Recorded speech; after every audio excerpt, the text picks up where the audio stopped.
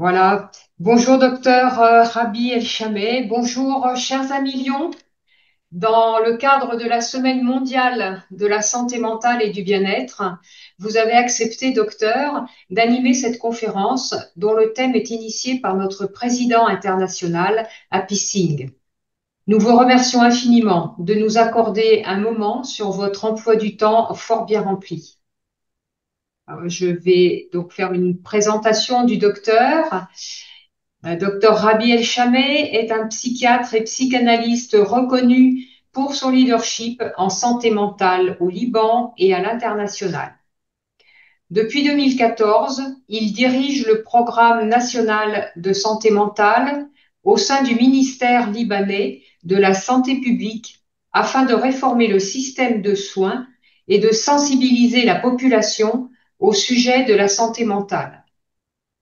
Il est aussi maître de conférences à l'Université Saint-Joseph et exerce à l'hôpital Hôtel-Dieu de France à Beyrouth.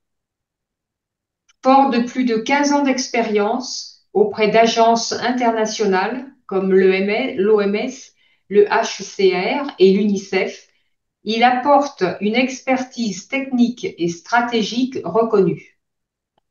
Président du groupe consultatif de l'OMS pour la santé mentale de 2022 à 2024 et membre de ce même groupe pour 2025-2027. Engagé, il œuvre pour l'amélioration des soins et la promotion de la santé mentale comme droit fondamental.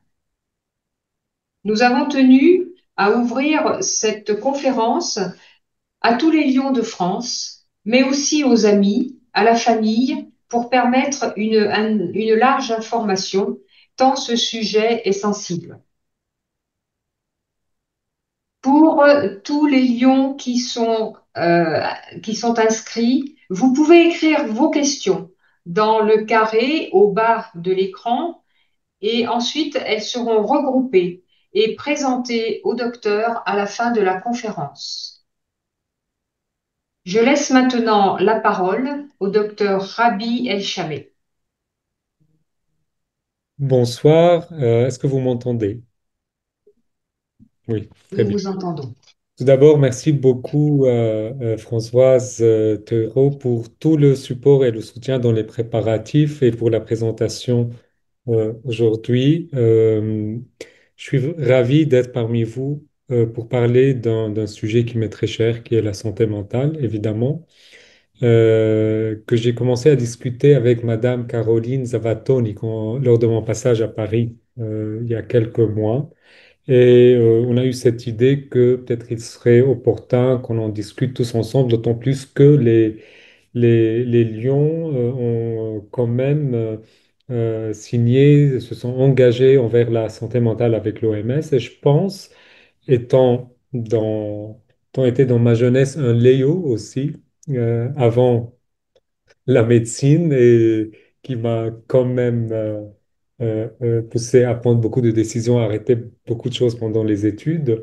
Donc, je sais aussi la qualité de l'engagement des personnes et de la capacité d'action que les Lions peuvent avoir. Donc, je suis vraiment ravi et je vous remercie d'être là pour voir un peu c'est quoi l'état des lieux pour la santé mentale au niveau global, avec un petit focus sur le suicide. Et l'idée de cette présentation, c'est un peu aussi d'inspirer des discussions, des plans, des projets que vous pouvez avoir en France par ailleurs avec d'autres clubs Lyon. Donc, c'est un peu pour esquisser un paysage de la santé mentale et peut-être par la suite discuter un peu de ce qu'on peut faire ensemble. Pour ceci, j'ai préparé une présentation pour aller vite sur quelques éléments importants et après je vais répondre évidemment à vos questions. Voilà, donc j'essaie de... Vous voyez ma présentation. Oui, Très bien. Donc,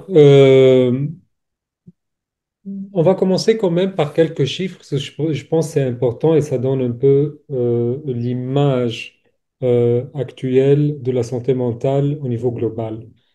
On sait que le fardeau sociétal de la santé mentale, dans le sens où les troubles de santé mentale qui ne sont pas traités, et 14% de tout le fardeau sanitaire, tandis que les budgets sont autour de 2% du budget de santé. Donc déjà, on voit qu'il y a un décalage énorme entre l'impact négatif de ne pas investir dans la santé mentale et les allocations, que ce soit ici surtout gouvernementales pour la santé mentale. Et ça, c'est un chiffre qui est la moyenne entre les pays développés en voie de développement ou même, c'est-à-dire de low and middle income countries, sous-développés. C'est une nomenclature ancienne, je sais, mais je ne trouve pas le mot en français. Alors, ici, on voit un peu comme la différence entre aussi l'impact au niveau du fonctionnement des gens, des personnes, qui est la colonne bleu foncé, et l'investissement au niveau de ce qui est dépensé pour la santé mentale. Vous voyez, même les pays très développés, il y a un décalage énorme entre le besoin et entre ce qui est investi ou dépensé. Moi, j'aime bien utiliser le mot investi parce que je pense que la santé mentale peut être comme un accélérateur pour plein de choses, que ce soit le développement économique, l'égalité des genres entre hommes et femmes, l'éducation, pour plein d'autres sujets importants de la société. Parce que prenons pour exemple une personne pas déprimée parce qu'elle a perdu son travail. Elle va pas pouvoir se lever le matin pour revisiter son CV, rechercher de l'emploi, postuler, aller faire des entretiens parce que elle n'aura pas ni l'énergie physique ni la clarté mentale pour aller de l'avant si cette dépression n'est pas traitée. Et donc l'accès aux soins pour la santé mentale n'est pas un luxe, elle est vraiment dans le centre de la vie des gens, que ce soit au niveau personnel, familial ou sociétal. Si on voit ici l'investissement au niveau de l'aide internationale au développement, euh, on voit que évidemment beaucoup de fonds vont dans le HIV/AIDS, beaucoup moins dans la santé maternelle, puis le malaria, puis le tuberculose. Et là, c'est pas qu'on a oublié de mettre une colonne, c'est que en comparaison aux autres investissements, bah, on voit pas la colonne de la santé mentale et des abus de substances ou des dépendances parce qu'il n'y a pas assez d'aide internationale pour les pays en voie de développement dans ce sens pour ce domaine-là. Aussi, on reprend ici plus ou moins la même idée entre le budget alloué et le fardeau. Le fardeau étant le rouge, le budget alloué étant la colonne jaune. Et vous voyez même dans les pays à revenus élevés, voyez enfin, ils dépensent autour de 7% de leur budget de santé, tandis que ils dépensent bien, enfin leur budget est bien plus élevé que les pays en voie du développement. Donc ce n'est pas le même budget dans tous les pays, mais c'est proportionnel au budget du pays. Alors, quels sont les arguments en faveur d'un investissement en santé mentale? Il y a trois grands arguments: épidémiologique, santé publique et morale, évidemment. Au niveau épidémiologique, les nombres parlent pour eux-mêmes. Donc, on a à peu près 700 millions de personnes qui vivent avec la dépression et l'anxiété, 26 millions avec la schizophrénie, à peu près 50 millions avec la démence, 27 millions avec l'abus de substances, à peu près de 300 millions d'enfants qui ont des troubles des conduites et à peu près 800 000 de morts par suicide chaque année. Et si on prend les 10 maladies ou conditions de santé qui causent le plus d'handicap, on a 4 de ces 10 qui sont des maladies de santé mentale. Et en tête de file, c'est la dépression, qui à elle seule est responsable de presque 12% de nombre des années vécues avec handicap, c'est-à-dire où la personne n'arrive pas à fonctionner pleinement selon ses capacités. Et donc, on a aussi l'abus d'alcool, la schizophrénie et le trouble bipolaire aussi. Au niveau santé publique, comme vous voyez aussi, on vit dans un monde où il y a de plus en plus de crises, que ce soit des crises causées par des conflits et des guerres ou par des catastrophes naturelles. Et on sait très bien que, ajoutant à ceci aussi les difficultés économiques dans lesquelles le monde vit actuellement et la pandémie que que nous avons dû endurer avec la Covid, donc l'impact sur les populations, il est énorme. Et donc, il ne s'agit pas de quelques personnes, il s'agit d'une grande tranche de la population qui a souffert, qui souffre ou qui souffrira d'un certain trouble de santé mentale. D'où l'impératif aussi, d'un point de vue de santé publique, d'investir dans la santé mentale. Et là, vous voyez une comparaison entre les 3 causes de mort pour la tranche d'âge 15-35 en Europe et en Chine, pour prendre deux régions vraiment très différentes. Et même dans ça, vous voyez que le suicide, pour cette tranche d'âge, reste quand même parmi les causes de décès, les 3 premières causes de décès. Il y a des changements culturels. Par exemple, comme vous voyez, il est le deuxième chez les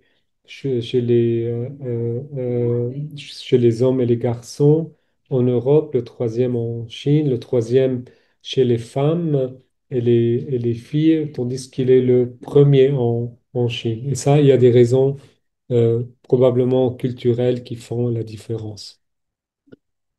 Le troisième argument, c'est tout simplement un argument éthique et moral parce qu'on sait très bien que les personnes qui ont des troubles de santé mentale sévères sont la plupart des pays encore enfermées dans des institutions qui sont pires parfois que des prisons, qui sont maltraitées, attachées, comme vous voyez sur cette photo ou comme celle-là, où ils doivent rester sans aucune liberté, aucun droit civil ou même politique, vivant dans des conditions déplorables et parfois même sujets à des tortures et à un traitement inhumain. Oui, voilà. Donc ça, c'est des photos, de vraies photos hein, d'institutions psychiatriques de par le monde. Évidemment, il y a ce qu'on appelle les déterminants sociaux qui impactent la santé mentale, comme la pauvreté, l'inégalité sociale, la violence, la migration, être un réfugié, les conflits. euh, Et donc, je me vois toujours poser la question, donc, si il ne serait pas plus pertinent de travailler sur ces déterminants et donc, du coup, améliorer la santé mentale des gens plutôt que de travailler dans l'après-coup sur le développement des services pour les gens qui souffrent de troubles de santé mentale. Et ma réponse à ça, elle est très simple en général. Je dis que si on a un trottoir qui est cassé, où les gens trébuchent, tombent et cassent leurs jambes, est-ce qu'on se demande s'il faut réparer le trottoir ou prendre ces personnes aux urgences? Ben, on ne se demande pas des questions pareilles. Je pense que c'est évident qu'il faut en même temps réparer ce trottoir pour éviter d'autres chutes, mais en même temps traiter les gens qui ont chuté et qui se sont cassés une jambe. Et donc, même dans des situations humanitaires très graves où beaucoup de déterminants sociaux ne sont pas nécessairement productifs dans le sens où de protéger la santé mentale, c'est toujours pertinent de mettre en place une réponse de santé mentale. Et pour ceci, il y a des guides, il y a des recommandations, il y a des manuels assez établis par des agences de respectées sur des études de long cours qui nous disent qu'est-ce qu'on peut faire dans ce sens-là. Donc, on n'a pas besoin non plus de réinventer la roue. Donc ça, c'est quelques documents clés dans la sphère de la santé mentale en général. Donc avec le premier rapport mondial de la santé mentale en 2001, puis il y a eu la commission, la première commission du Lancet, qui est un grand journal de santé sur la santé mentale. Et puis après, en 2013, il y a eu le développement par l'OMS de ce qu'on appelle le Mental Health Action Plan, donc qui est un plan d'action pour réformer les systèmes de santé mentale dans le monde et qui a été maintenant renouvelé jusqu'à 2030 et qui sert de carte de route à beaucoup de pays, inclus le Liban, pour réformer leur système de santé mentale et même pour la France. Donc, où il y a beaucoup de travail d'ailleurs qui se fait en France actuellement avec l'équipe de Dr Franck Bellivier au ministère de la Santé en France pour encore, parce qu'il y a toujours euh, de quoi faire pour améliorer les systèmes de santé mentale, même dans les pays les plus avancés. Sheikh Saxena, qui était le directeur de l'OMS, avait une phrase, je pense, qui résume tout. Il dit, pour la santé mentale, tous les pays sont en voie de développement quand il s'agit de santé mentale. Parce que les besoins sont énormes partout et la réponse n'est pas adéquate. Donc, comme vous voyez, on a une vision très claire de ce qu'il faut faire. Il y a les documents pour les faire. Il y a des gens qui sont engagés, qui veulent le faire. Ce qui manque jusqu'à maintenant, je dirais, c'est l'action, mais c'est l'action et c'est l'engagement politique, que ce soit au niveau des bailleurs de fonds, mais aussi des gouvernements de pays, pour aller de l'avant et pour essayer de commencer à mettre en œuvre ces plans pour améliorer la santé mentale des gens. Donc, ce plan d'action a des buts assez spécifiques, que ce soit sur le fait de développer des services de santé mentale dans la communauté, et donc pas dans des institutions où les personnes passent leur vie enfermées entre quatre portes, mais que les personnes puissent vivre en société en étant citoyens. Et là, j'aimerais quand même souligner le grand travail qui est fait par le centre collaborateur de l'OMS à Lille, qui a été fondé par docteur Jean-Luc Roland, et qui est un modèle actuellement international de comment on peut développer des soins de santé mentale qui soient communautaires, qui soient respectueux des droits de la personne et qui euh, met en avant l'idée que toute personne est en premier citoyenne et puis après malade de quelque chose. Donc, Jean-Luc parle de la psychiatrie citoyenne d'une certaine sorte et je pense que c'est un modèle pour ceux et celles parmi vous qui sont intéressés par la santé mentale qui serait intéressant de potentiellement visiter. Et un autre problème que les systèmes de santé mentale auxquels ils font face, c'est le manque d'information, parce qu'on n'a pas des systèmes qui collectent des indicateurs, qui informent euh, les politiques de santé, mais il y a pas mal de pays, inclus le Liban, qui commencent à développer des infrastructures de systèmes digitaux pour pouvoir recueillir des informations afin de guider le développement des stratégies et des politique.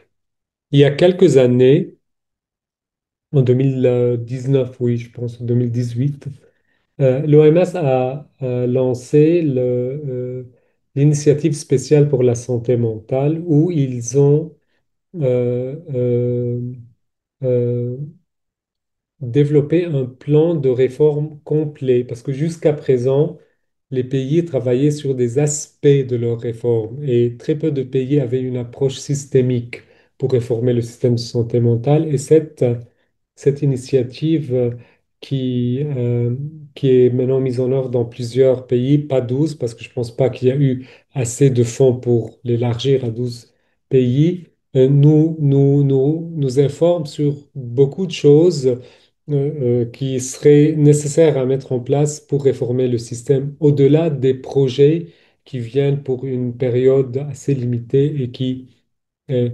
s'effondrent après que les donateurs ou les bailleurs de fonds ne s'en vont. Alors, en tenant compte de tout ça, c'est important aussi d'avoir en tête quand on travaille en santé mentale que la santé est un droit et la santé mentale est un droit. Et dans si on décline ce droit, il y a trois droits essentiels. Le droit à être protégé, parce que, comme on avait dit, les personnes souffrant de troubles mentaux, notamment sévères, sont à un très grand risque de violation de leurs droits de personne et même ils meurent jusqu'à 20 ans avant la population générale. Le droit aux soins et le droit à la liberté et à la dignité. Et quand on parle de dimension de santé mentale, donc c'est un continuum. On parle de santé mentale positive, c'est-à-dire quand il y a un sentiment de bien-être, on est bien là où on est, il n'y a pas d'angoisse, pas d'anxiété, pas de stress, nos besoins sont comblés, on a un sentiment de sécurité, on arrive à rêver, on a un travail qu'on aime, etc. Jusqu'au la détresse émotionnelle qui peut être causée par beaucoup de facteurs externes jusqu'au développer un trouble de santé mentale, que ce soit par exemple un épisode dépressif, un trouble panique ou autre, ou même un trouble bipolaire.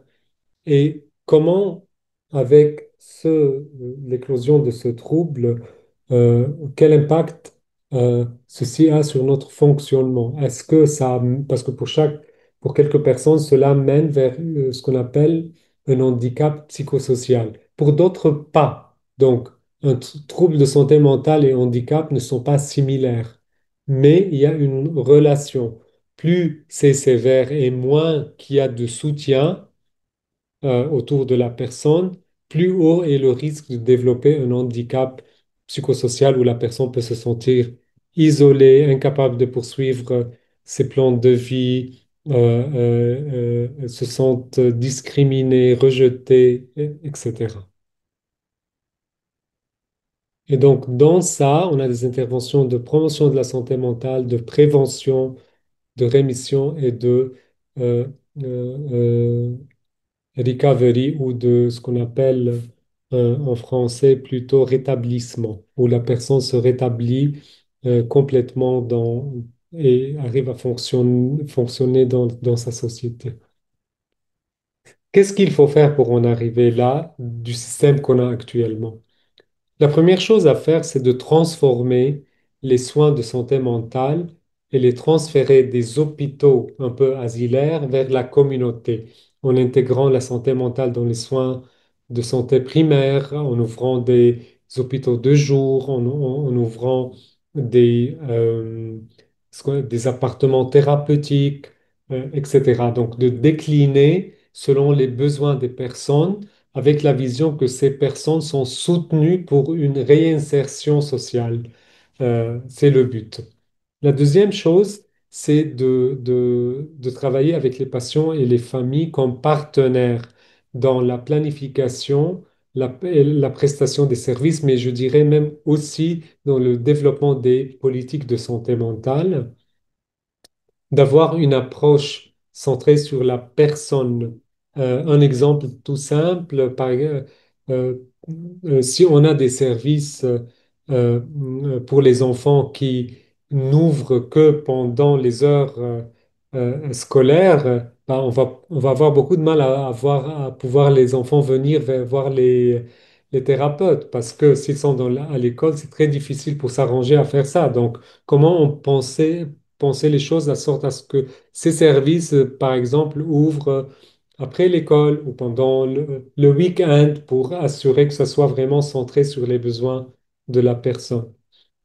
Évidemment, il y a un trépied sur lequel toute intervention en santé mentale doit se fixer, le premier, ce qu'on appelle l'approche biopsychosociale.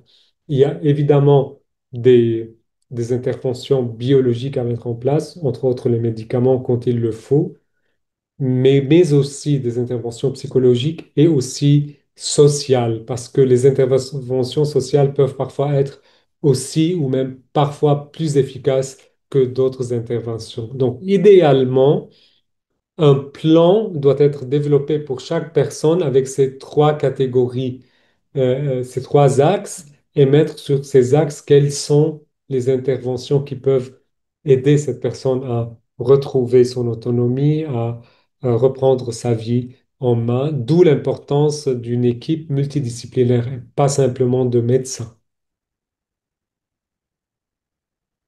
Euh, Qu'est-ce qui se fait actuellement pour essayer un peu de combler ce manque? Parce qu'on n'a pas beaucoup de spécialistes. Il y a pas mal d'interventions développées, que ce soit par l'OMS ou autres, qui peuvent être données par des non-spécialistes et qui sont courtes, efficaces. Il y a aussi pas mal d'outils digitaux qui sont mis à la disposition. Je vais mentionner quelques outils au Liban que ce soit pour les professionnels de santé pour les aider dans leur travail quotidien, mais aussi pour les bénéficiaires qui peuvent, à travers des applications, des podcasts, avoir des interventions et pouvoir bénéficier de services. Et puis, évidemment, il faut créer des mécanismes d'engagement réel avec la communauté pour que aussi qu'on puisse mobiliser les ressources dans chaque communauté afin de servir tout le monde et avoir des mécanismes de euh, accountability. Alors, en français, je ne sais pas c'est quoi le mot exact, redevabilité, je pense, quelque part. Où est-ce qu'on en est actuellement? Donc, et quels sont les éléments importants à considérer dans votre action pour la santé mentale? Donc, de représenter la santé mentale en tant qu'un bien public, d'intégrer la santé mentale dans la couverture de son universel de santé ou l'Universal Health Coverage, d'utiliser toutes les politiques de santé, politiques publiques pour protéger la santé mentale des gens, inclus par exemple en intégrant la santé mentale dans les lieux de travail. S'engager à vraiment donner une place aux personnes avec une expérience vécue en santé mentale. Il faut beaucoup plus de fonds, beaucoup plus de recherche et d'innovation, mais aussi beaucoup plus de monitoring et de redevabilité pour pouvoir mesurer l'impact de ce qu'on fait. Ça, ce sont les commissionnaires de cette première commission du Lancet.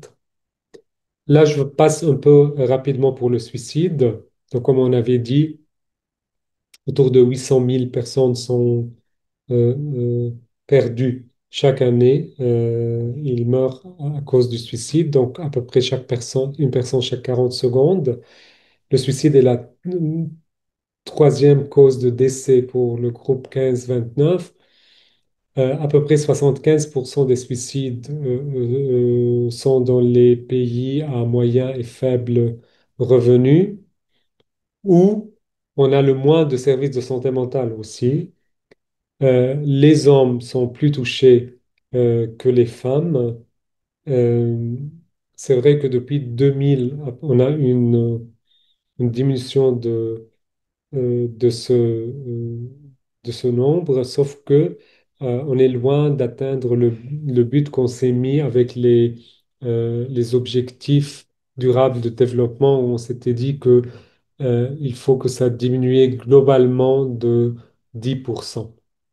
Et pour chaque suicide, pour chaque mort par suicide, on a à peu près 20 tentatives de suicide. Donc vous imaginez les nombres actuellement.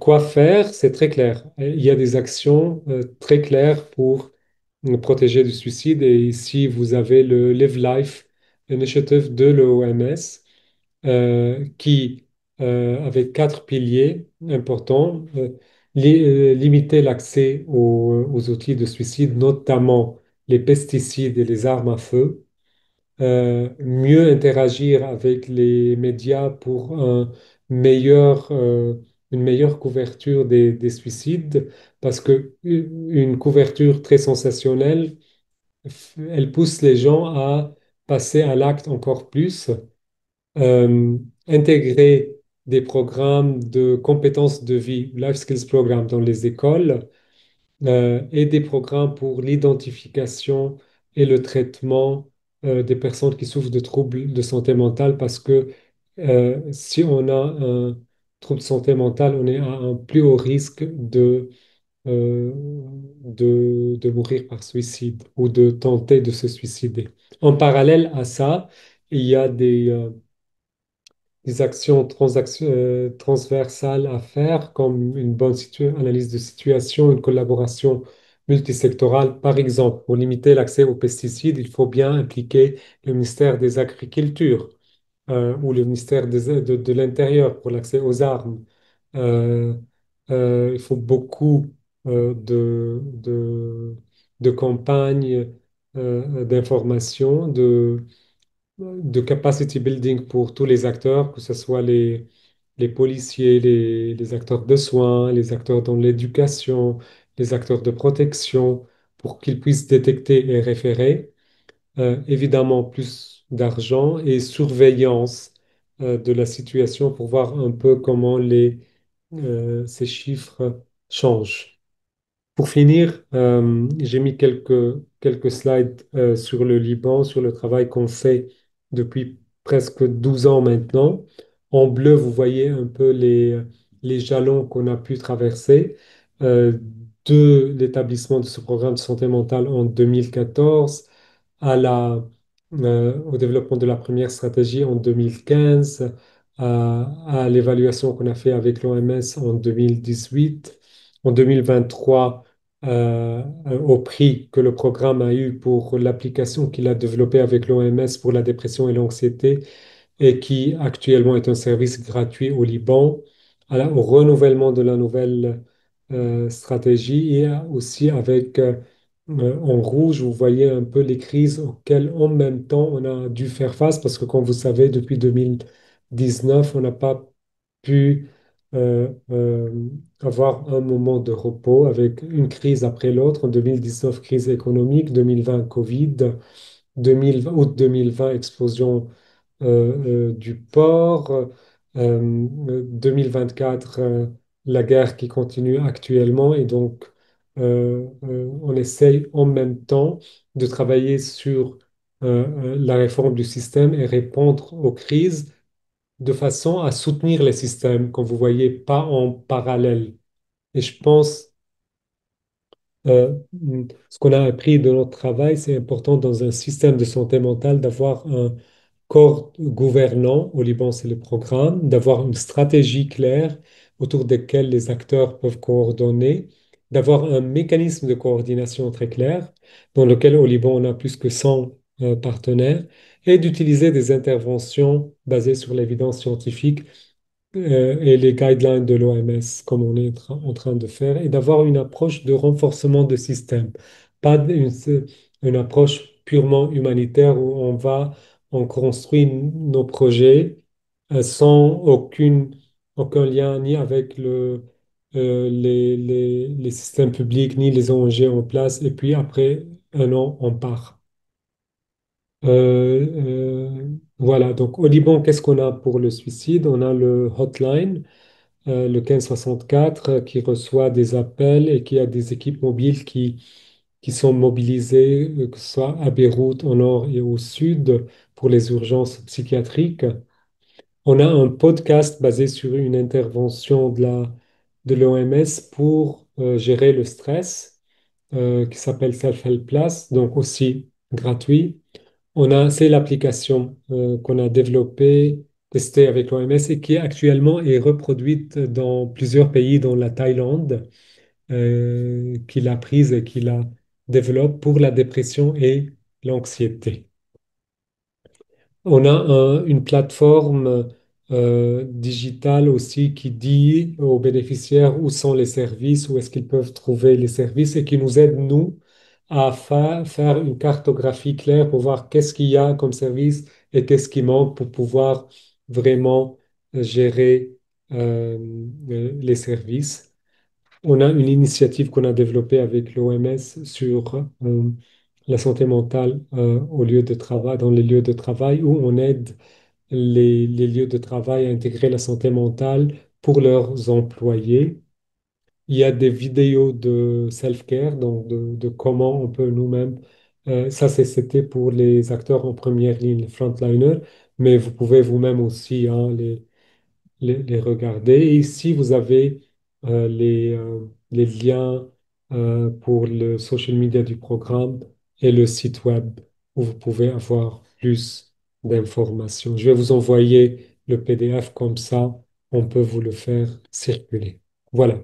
Je m'arrête là et euh, je répondrai à vos questions s'il y a des questions, mais peut-être qu'il y a des commentaires. Alors Sur oui, oui, ce oui, effectivement, il y a pas mal ça bouge sur le chat. On a des questions pour vous, docteur Elchamé. Donc, la première question qui vient un petit peu, qui se pose, qui revient pas mal, c'est comment les lions peuvent intervenir? Qu'est-ce qu'on attend des lions?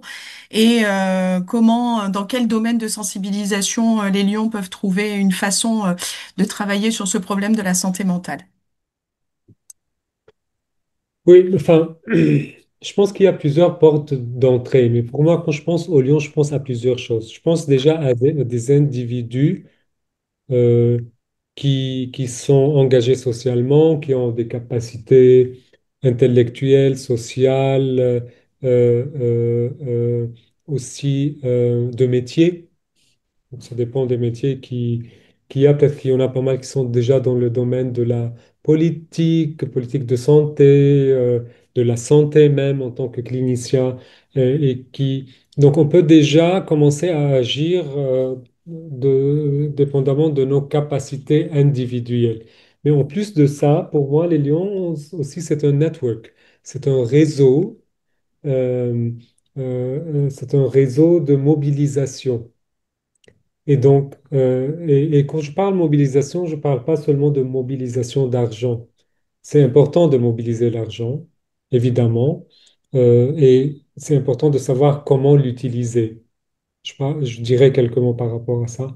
Mais c'est de mobilisation, de plaidoyer aussi, et de faire de la bonne communication et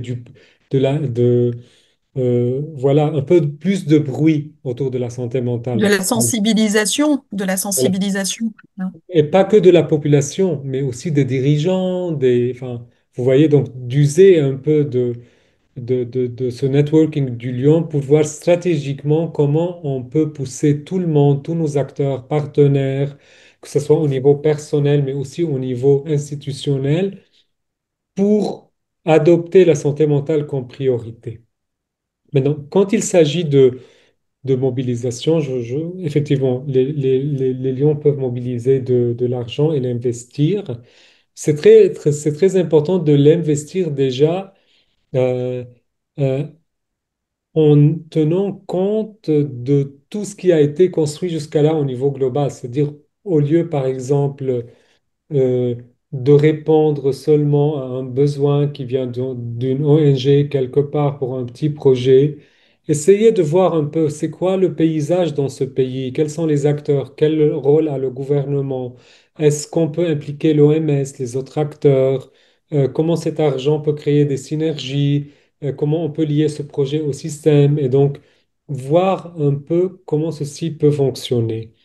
Là où il y a un grand manque, parce que tous les bailleurs de fonds sont intéressés euh, plutôt par les projets, nombre de personnes servies, nombre de personnes qui ont accédé à ces soins, etc. Très peu d'acteurs sont intéressés dans le renforcement de systèmes. Très peu d'acteurs. Et ce qui est intéressant, c'est si on part avec cette idée-là de renforcement de système, on a besoin de moins d'argent, mais pour la durée. Je donne un exemple en se basant sur notre expérience au Liban. Si par exemple on va dans un pays où on a besoin oui, on a besoin de quelques projets, mais on voit qu'il n'y a pas un leadership pour le système de santé mentale. Mais à travers nos contacts, on voit qu'il y a des cliniciens, des cliniciens, des jeunes cliniciens ou quelqu'un dans une ONG qui est prometteur, qui lui veut bouger les choses. On peut par exemple sponsoriser quelques personnes pour aller faire un diplôme ou un master en santé mentale, en politique de santé mentale. Après, on peut trouver un budget à travers que ce soit une agence des Nations Unies ou une agence internationale, enfin une ONG internationale, pour recruter cette personne en discussion, par exemple, avec le ministère de la Santé, et que cette personne soit mise à disposition du ministère de la Santé pour aider le ministère de la Santé à commencer à formuler sa propre stratégie de santé mentale.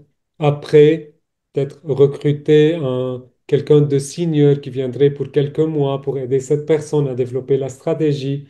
Donc, ça, c'est des actions qui sont pas très visibles ou, ou à courte durée, mais qui vont faire beaucoup d'impact au long cours.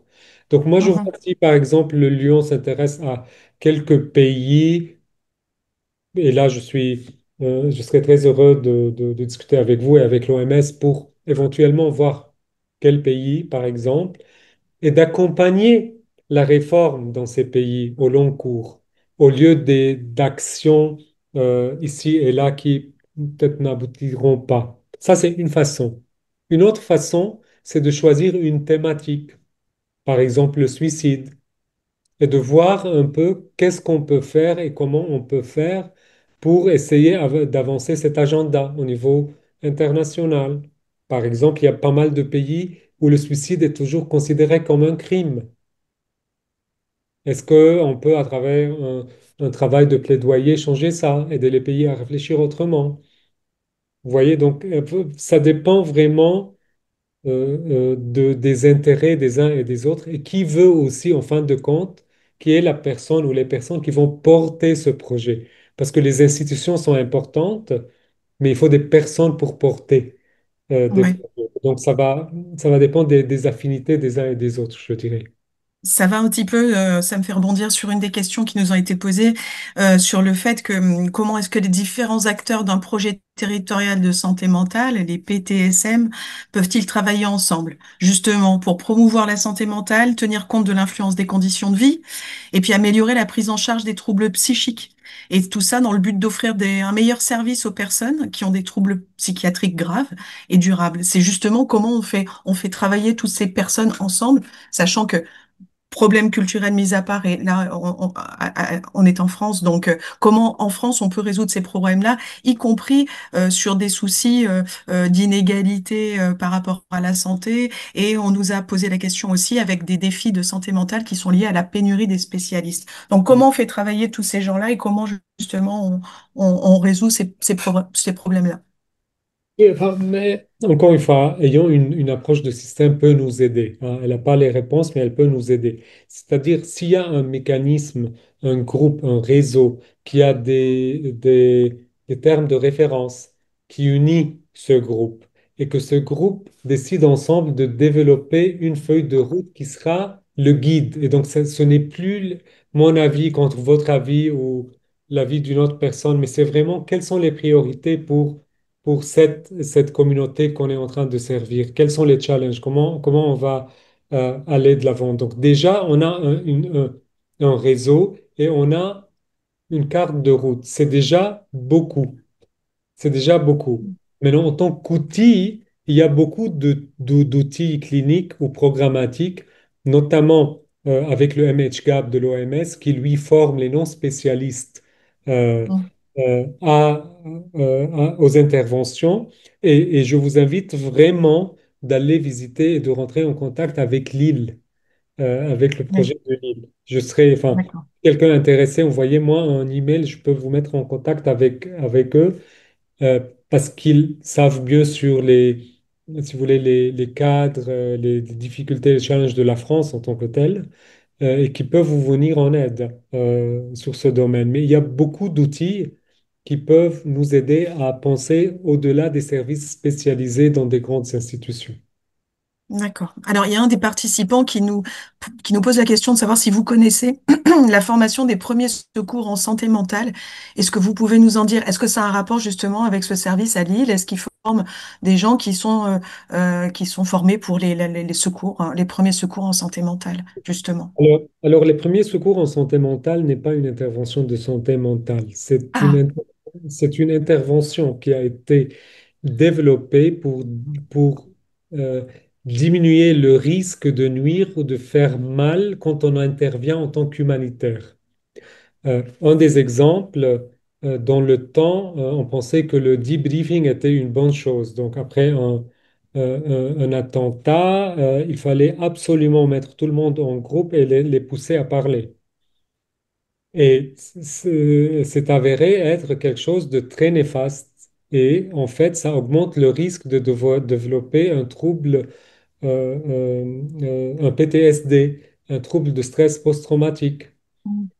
Alors, qu'est-ce que c'est le PFA ou les premiers secours en santé mentale? C'est vraiment une approche que tout acteur en humanitaire doit avoir pour savoir que faire et qu'est-ce qu'il ne faut pas faire quand on a affaire à des personnes en détresse. Donc, voilà. C'est une formation assez facile. Il y a un manuel aussi très facile à suivre, mais les principes sont look, listen, link. Regarde pour voir,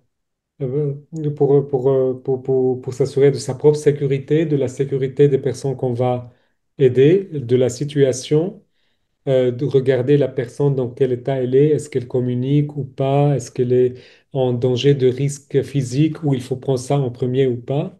Listen, qu'est-ce que la personne a besoin et essayer de répondre à ses besoins pratiques.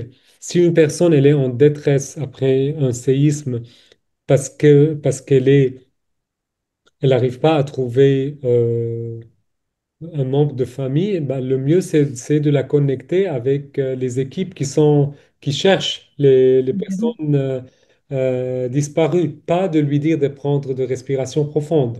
Vous voyez? mm, Et oui. puis, à identifier les personnes qui ont besoin d'un suivi plus spécialisés, qui sont par exemple en état de stupeur, d'agitation, etc. Donc, c'est une approche que toute personne peut avoir et qui est assez facile. Même, vous pouvez lire le manuel et c'est facile. D'accord. Une autre question concernant la notion de prévention pour communiquer à la population générale les bonnes pratiques en matière d'alimentation, d'exercice physique, de la connaissance des émotions à gérer. Est-ce que quelque chose est prévu également dans ce domaine-là? Est-ce que ça peut aider en matière de santé mentale? Certainement, certainement. Déjà, quand on parle de biopsychosocial, on prend toujours l'activité physique. Donc, elle fait partie de ça, notamment la marche. Pour les personnes déprimées, la marche 45 minutes 3 fois par semaine peut être aussi efficace parfois que les traitements, mais un traitement avec marche, avec suivi psychologique est nettement, traitement médical, nettement plus efficace qu'un traitement tout seul. Donc l'activité physique, certainement, une bonne hygiène de vie, certainement améliore les choses. Mais ça n'empêche pas que une personne peut développer une dépression ou un trouble anxieux, hein. Donc, les deux ne se contredisent pas, ils ne sont pas à des pôles opposés. Ils peuvent aller ensemble aussi. On peut avoir un trouble bipolaire et en même temps bénéficier d'une bonne alimentation, d'un bon suivi, etc. De là, Mhm. au niveau de la prévention, il y a deux éléments importants.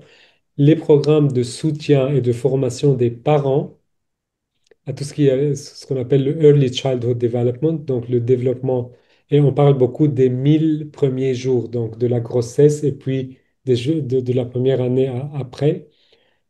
En plus de ça, il y a à l'école tous les programmes d'intervention dans dans les compétences de vie. Donc, c'est les deux piliers de la prévention, si vous voulez, qui ont le plus d'évidence scientifique actuellement.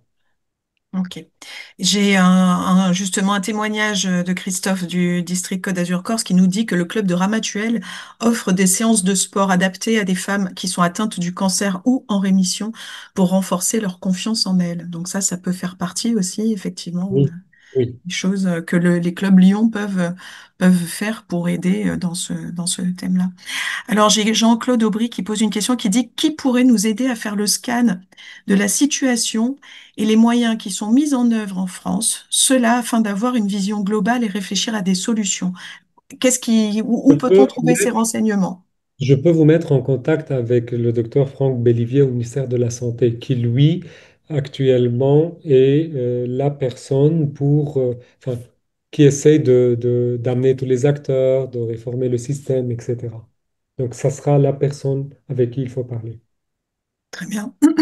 Alors, la bipolarité et le travail, comment accompagner ces personnes afin qu'elles puissent gérer leur maladie? Est-ce qu'il faut Euh, prévoir des aménagements particuliers pour des personnes qui sont atteintes de bipolarité? Alors, il y a des guidelines qui ont été récemment publiées par l'OMS pour la santé mentale sur les lieux de travail. Donc, je vous invite à les lire aussi.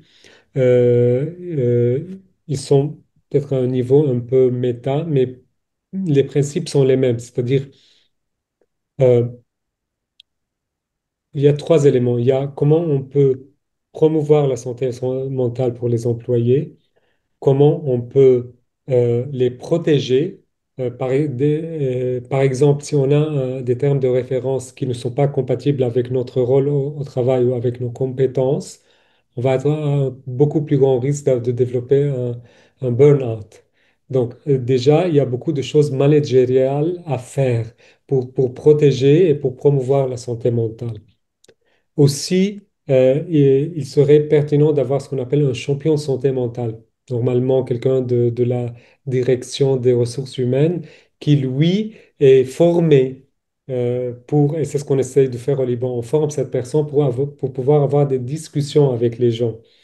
Et ensuite, de comprendre quels sont les besoins de cette personne qui passe par... Parce qu'une personne bipolaire, euh, elle peut fonctionner aussi bien, parfois être encore plus créative que n'importe qui. Mais elle peut avoir des moments difficiles de dépression, de manie, etc.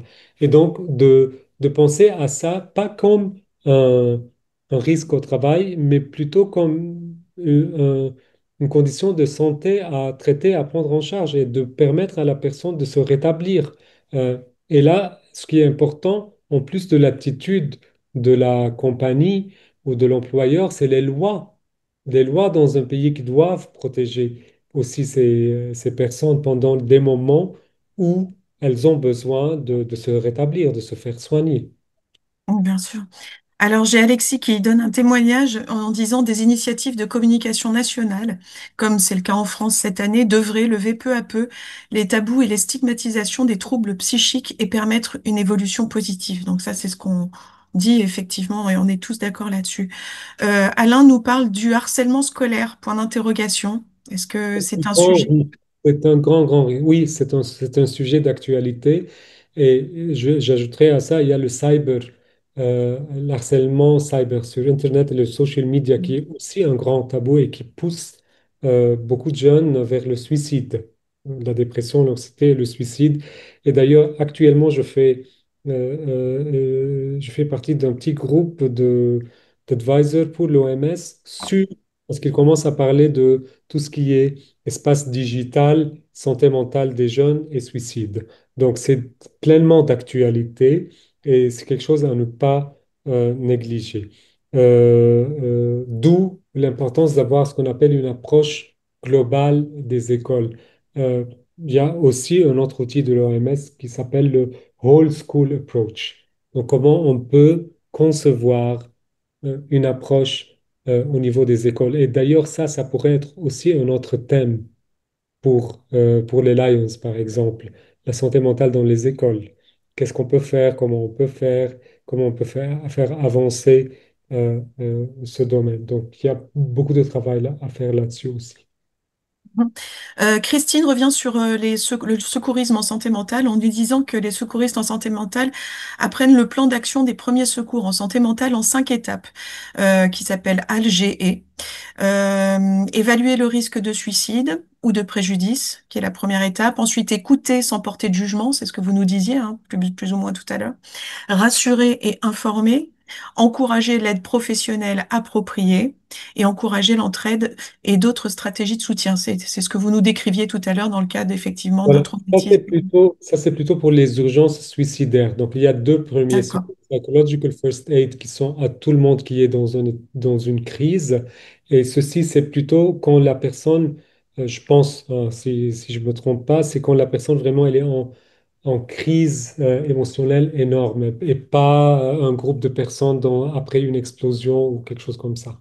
Mais effectivement, les principes sont les mêmes. Ça, c'est un peu plus détaillé et peut-être la formation associée est un peu plus avancée que le PFA. Alors, Marie-Noël nous donne une petite précision. Effectivement, dans le cadre de la santé mentale dans les écoles, le Lions International a un programme qui s'appelle le Lions Quest, qui permet de travailler avec les enfants. Alors, je ne sais pas, docteur Elchamé, si vous connaissez ce programme, donc qui travaille avec les enfants en milieu scolaire dans le monde entier. Donc, qui peut aider effectivement au bien-être et à la santé mentale dans les milieux scolaires. Oui, j'en ai entendu parler. Je ne suis pas très familier avec ce programme, mais peut-être c'est un programme qui est basé aussi sur ses compétences de vie, qui est un composant de la Whole School Approach, où il faut travailler aussi sur le bien-être des enseignants, des administrateurs, sur les lieux de jeu, sur aussi ce que les enfants mangent dans une école, sur l'harcèlement, quelles politiques de réponse à l'harcèlement qu'on a, et quelles procédures de protection en place. Donc, je ne sais pas si le Lions Quest a une approche pour toute l'école ou seulement ciblée pour les étudiants. C'est sur l'école et sur des classes en particulier, avec aussi un programme sur la communication bienveillante dans le milieu scolaire, justement pour éviter le harcèlement et préserver le bien-être. J'ai Françoise Caillat qui nous explique, enfin qui nous dit que c'est un gros travail que font les coachs en entreprise, le fait effectivement d'essayer de déminer les problèmes de santé mentale et de mal-être dans l'entreprise. Effectivement, il y a un gros travail de la part des coachs. Je crois qu'on est arrivé au bout des questions. J'espère ne pas en avoir oublié. Je crois qu'on a abordé à peu près tous les thèmes. Quoi qu'il en soit, vous aurez une copie des questions. Si toutefois, j'ai envie de dire, on a oublié des thèmes importants, mais je ne pense pas, peut-être que vous pourrez donner ultérieurement une réponse à ce problème-là. François, je te redonne la parole. Merci Sophie. J'ajoute également que donc ce webinaire a été enregistré et qu'il peut être effectivement réécouté. S'il y a d'autres questions, effectivement, on peut peut-être donc vous les adresser. Euh, si nous avons fait le tour de cette question, eh bien, docteur El Chamé, merci beaucoup pour votre intervention. Merci d'avoir passé un petit peu de temps avec les Lions. Nous sommes très demandeurs, effectivement, parce qu'il est vrai que la santé mentale, nous organisons donc la Semaine mondiale de la santé mentale et du bien-être.